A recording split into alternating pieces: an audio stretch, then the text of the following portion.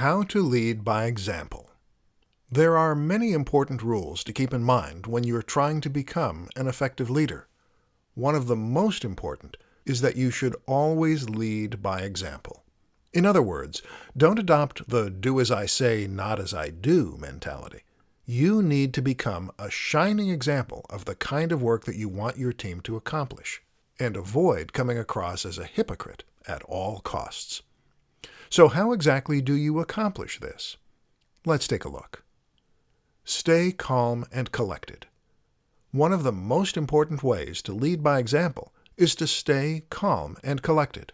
Be passionate about what you're doing and make it clear that you care, but don't get into a panic when a deadline is approaching and you don't have the work done. Why is this so important? Because emotions are contagious, and especially when you're in charge. You will act as a barometer for your team, and their stress levels will almost always be heavily influenced by yours. If you want them to keep calm and carry on, you have to do that first. Never ask someone to do something you wouldn't do yourself. Leading by example is not just a matter of acting correctly. It's also a case of demonstrating that you are willing and able to do all the things that you are asking your team to do. The most obvious example of this would be working late in an office, or avoiding taking a vacation on a certain day. If you have one rule for your team and another for yourself, then you won't look like a team player, and it will come across that you're only out for yourself. Guess what? When you're out for yourself, your team will follow suit and act the exact same way. Don't blame a higher-up.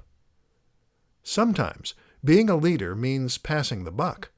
You get told by the CEO that you need to meet a certain target, even if that means working late, and then it's your job to pass that charming news on to your team. What's tempting to do at this point is to complain and rebel.